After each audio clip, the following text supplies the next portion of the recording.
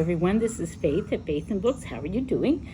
I'm out here on my porch again. People in a previous video seem to appreciate the backdrop. It does look good from here, doesn't it? It's just a backyard, but you can see the sky. I think that makes it. And then, the arches of the porch. Anyway, it's hard to find a place where there isn't a lot of noise. So I'm going to be fairly quick about this, but I did want to do a June wrap-up. Now, I've talked about the books that I read in June, I didn't read a lot. I'm a slow reader anyway. I didn't read a whole lot in June, but in June, I did want to participate in 3 events on BookTube. This year, I'd been taking off from participating in events just because I really burned myself out last year. So June, I think, was the first time I participated in anything, and I just, my participation is not much, but I did want to participate in June on the Range, which I participated in last year as well, and I enjoyed it, even though I just read one book.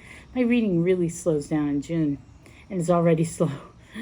But this year, I read The Oxbow Incident, which I talked about in another video. I read it on my Kindle. Everything was on my Kindle because in June I was waiting for my eyes to get fixed. So I just didn't, I just couldn't do a lot of reading in books, which is what I prefer. Although I always have a Kindle book going, it's not usually my primary source. But anyway, this is The Oxbow Incident by Walter Van Tilburg Clark. And I talked about it before, so I won't say much except that I recommend it. It was a really interesting book. It was much darker and more thought-provoking than I thought it would be.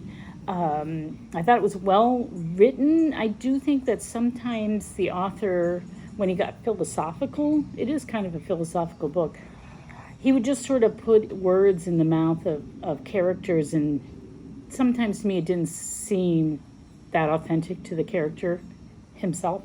But it was a very interesting story. It was kind of I think Mark at Book Time with Elvis said it was kind of a slow burn. It's kind of a slow burn at first, but there's a lot of impact, and very thought-provoking. So I thought it was quite good. It's not a quick read in the sense of it's just a plot-driven thing, and it definitely visits the darker side of human nature, but I thought it was really good. And then I did see the movie that they made back with Henry Fonda as the star, and as I said before, they changed it a bit to make Henry Fonda's part bigger and to sort of make him shine. He is the best thing about the movie, I thought. He's just an excellent actor, I think. And so I did enjoy the movie. I do think that they changed the plot just enough that it really didn't have the same impact that the book had. So the book was better, even though the movie was good. And then I just mentioned this in the last video, I did watch the old John Wayne from 1969, I think, True Grit, which I thought was good. I hadn't watched it in ages, and it was better than I remembered it, even though it had the cheesy music in it, with Glenn Campbell singing the opening horrible song, really badly written song.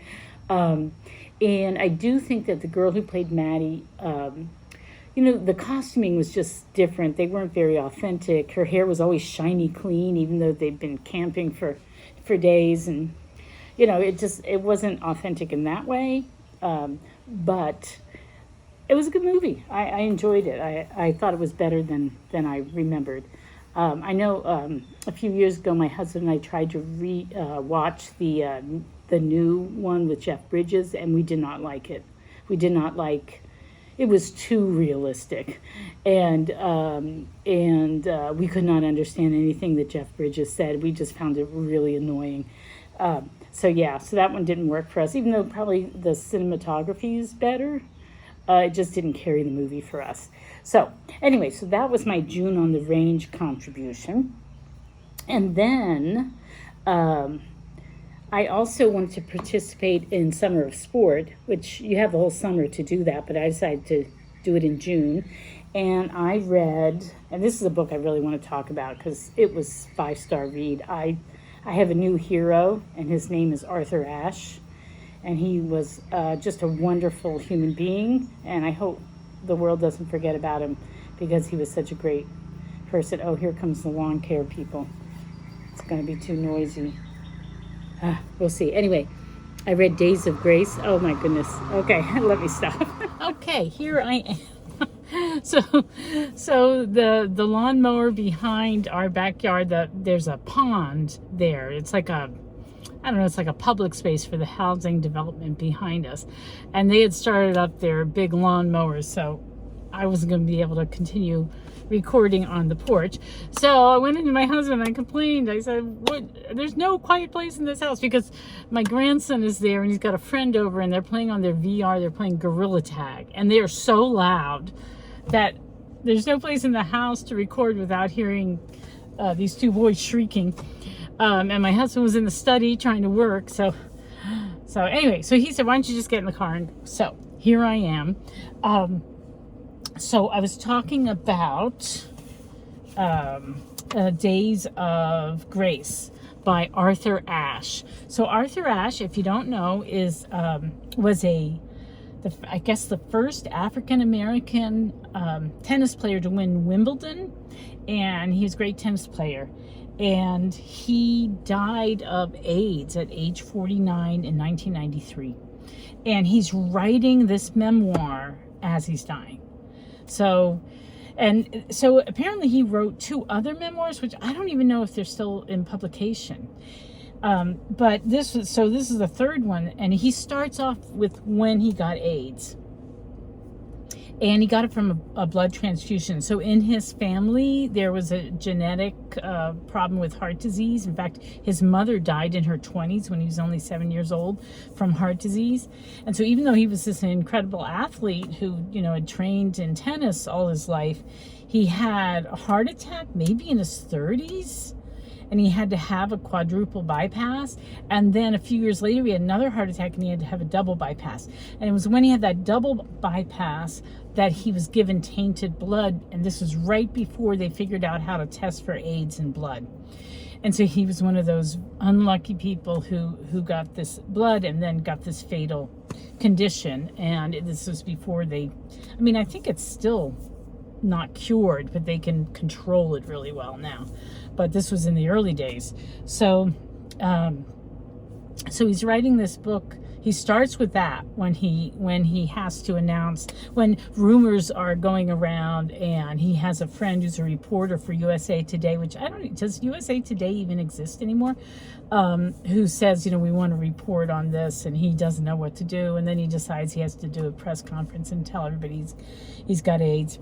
So he starts with that, and then he goes back, and it's kind of a retrospective on what he wanted to do after he retired. So he realized when he was having these heart issues that he could no longer be a professional tennis player. So he was trying to figure out what else he wanted to do. And so he goes off. Well, first of all, he was hired to be the coach for the captain of the U.S. Davis Cup team. And the 2 players then were John McEnroe and Jimmy Connors. And both of these guys were horrible on the court. I mean, they were brilliant tennis players, but they were just they didn't know how to control their tempers, and they were just not gentlemen. Arthur Ashe was a gentleman. He was a highly principled person. He would never have a hissy fit or call anybody names or anything like that. He was a very reserved, very intellectual kind of person. And very, very high standards, set very high standards for himself. And he was very driven. He had a lot of ambition. He was in the pursuit of excellence his whole life. And in everything he did, he wanted to be excellent. And he had very strong moral principles. And so he had real trouble controlling these guys. Imagine that, being like, he's black and they're these spoiled white kids. And he grew up in the segregated South in Richmond, Virginia. He's from my state. But when he was growing up, there was still segregation. And so one of the chapters in the book is the burden of race.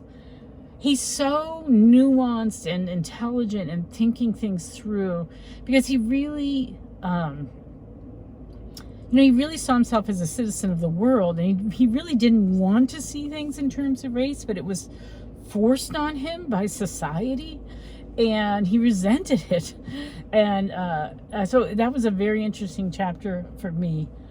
He talks about how he loved the idea of business entrepreneurship and that sort of thing. He was first in his high school class, and then he got a tennis scholarship to UCLA, and he studied business administration there. So he was very interested in business. He talks a lot about the businesses he was involved in and that sort of thing. But he also was interested in, he was almost like a polymath, right? He wrote a 3-volume history of African American athletes, 1618 to 1918. And he wrote this, and he had a whole team working for him, like historians and researchers, everything. This whole project. And then when he became active in fighting apartheid in South Africa, he met Nelson Mandela, who's like his hero. And Nelson Mandela, the first thing he says to him is, "Oh, I read your 3-volume work on African American athletes." And can you imagine that? Anyway, so he was like an intellectual guy. He also really felt compelled to give back to society. He was really hard on himself about not being more involved in the civil rights movement. But I think he should cut himself some slack, because he was breaking barriers. I mean, he was doing his own thing with tennis, but he regretted that he wasn't more outspoken about it. And the reason why he wasn't outspoken about it is it was his father. He needed to mature out of the influence of his father, who was beloved. He loved his father. He was very bonded to his father, especially with his mother dying so early. But his father was a very conservative Presbyterian, and he just didn't like what people were doing. And so it took him a while to mature out of that. So, but I say he did his own thing. But then when he got old enough and he had the platform, he became very active in fighting apartheid. And so that was a really interesting chapter too. He also was an activist for the Haitian refugees under, I think, was it the first Bush or now I've got my Bushes mixed up. But anyway, yeah, it was the first Bush. So and then when he got AIDS through this blood transfusion, he became an activist for trying to find a cure for AIDS. And he started his own foundation, which I think still exists. I think his daughter runs it. Or maybe his wife and daughter. Anyway, I'm kind of losing my train of thought. Oh, so one of the chapters in the book is very frank about sex, because he never did any hanky-panky or anything, or very little. He was very faithful to his wife and all that stuff. But he had to confront the fact that the other people, most of the people who had AIDS, were homosexuals or like drug users. And so, and he was neither of those things. So that made him have to really think and interact, because he was raising money to find, a cure and all that, trying to support people who were struggling with the disease. And so he really had to think a lot about that. And he writes a very frank chapter on homosexuality and sex. And I mean, he's a gentleman, so he's never crude or anything like that. But it is a very frank chapter, just to warn you. But at the end of the book, he writes, there's a letter included. So he's dying as he's writing this. And he's writing it on the inauguration day of Clinton. And he had campaigned for Clinton. And he's writing this letter to his daughter. And this was January 20th. He died February 6th. So he was on his way out. And I don't think he didn't think the letter would be included in this book. But because he says in the letter, now, I might die at about the same age that my mom died. And I don't remember my mom very well. So I want you to remember me. And so I wrote some books, and Mommy has them on the shelf. And if you ever want to find out more about me, you can go and read what I wrote. And he says that in the letter to her. And he writes, the letter is so touching and so wise and loving. I cried the whole time reading it. I'm tearing up now just thinking about it. So he was a really good man, Arthur Ashe. And I love the book.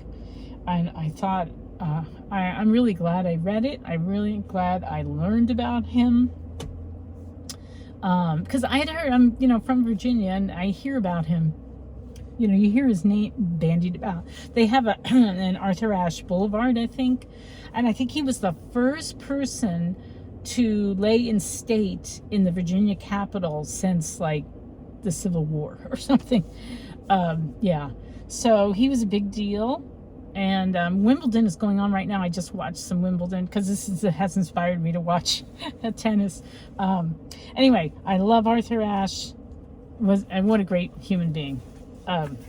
So yeah, and so then the rest of the time for June, well, maybe this went over a little bit into July. I read, where is it? Oh, here it is. I just wanted something light to read, so I read this, Friday the Rabbi Slept Late by Harry Kellerman. These are really popular, like back in the 70s and 80s, I think. It's a whole mystery series, and Rabbi Small is a Rabbi Small mystery. It's a whole series, and this is the first one. And last year at some point, I read another one, and I can't even remember which one it was. I'd have to look at the list to see if I can figure it out. But it was a much later one in the series. And I think I might have read one of these like back in the 70s or 80s. I think my grandmother had a few of these, maybe in the bookshelf in the room where she would stay. But anyway, I vaguely remembered the stories. Anyway, or the character rather. Anyway, this is a really good, cozy mystery. You learn a lot about Judaism. It's very intelligently written. The mystery is kind of a, it's not overly graphic or anything like that. It's closer to a cozy mystery. And Rabbi Small is just one character among a lot of characters, but at the end, he figures it out. And it's because he's a student of the Talmud. So yeah, it's really, these are really well done. And this one won the winner of the Edgar Award. And I think it came out in like the very late 60s or early 70s. I'm not sure. Wait, does it say? Let me see if it says when it came out. No, I think anyway, yeah, read read the Rabbi Small series. You'll enjoy them. Okay, that's all I'm going to say for now. I am going away for July 4th weekend. We're going to go to Amish country, so that should be fun. The whole family, we're staying in some big farmhouse in Verbo. So I will see you later. Okay, take care. Bye-bye. Happy reading. Okay, one last installment because I forgot to talk about June's journey with the Inklings. Very poor showing on my part. I just started reading The Return of the King, and I'm only into chapter 10. But hopefully, before we leave for Alaska, which is the 19th of July, I'm hoping to finish it. So I'll listen to it some more today. So, yeah, so those were my 3 things I was trying to participate in June, and that was June on the Range, Summer of Sport, which isn't restricted to just June. The way my summer's working out, that's how I wanted to do it. And then Journey with the Inklings. And yeah, so at least I participated a little bit, which is better than I had been doing. So, all right, I hope you're all well. And again, happy reading.